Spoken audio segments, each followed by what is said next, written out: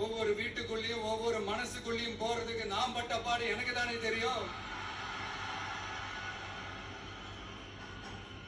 அதனாலதான் நான் முன்னாடியே சொன்ன மாதிரி கட்சி ஆரம்பிச்சுட்டு ஒவ்வொரு வீட்டுக்குள்ளேயும் நாம் போல, ஒவ்வொரு வீட்டுக்குள்ளேயும் போனதுக்கு அப்புறம் தான் கட்சியவே ஆரம்பிச்சிருக்க.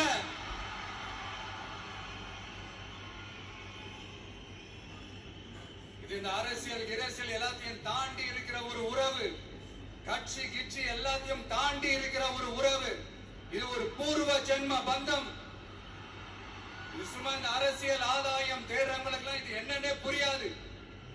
இது மத்தவங்களுக்கு வேணா எலெக்ஷன், ஆனா இந்த விஜய் கூட நிக்கிறவங்களுக்கும் இது ஒரு இமோஷன்.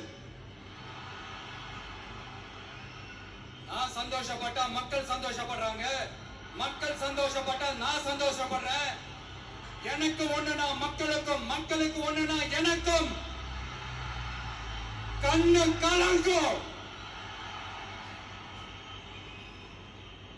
எவ்வளவு அவதூறுகள். கரூர் விஷயத்தை பத்தி ஊருக்கே தெரியும். ஆனா போடு, விஜய் மேல பழிய போடு.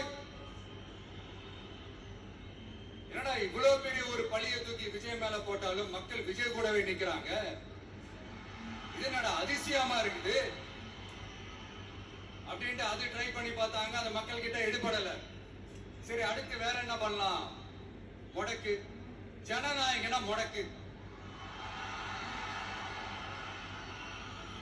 படத்தை முடக்கினா கொஞ்சம் பையன் கொஞ்சம் டிஸ்டர்ப் ஆயிடுவான்.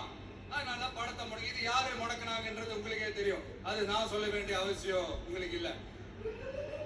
ஆனா என்னடா இவன் படத்தை முடக்கினாலும் அவன் பாட்டுக்கு அதை கண்டுக்காம அவன் பாட்டுக்கா வேலையை பார்த்துட்டு போயிட்டே இருக்கான். அதுவும் எடுபடல. சரி,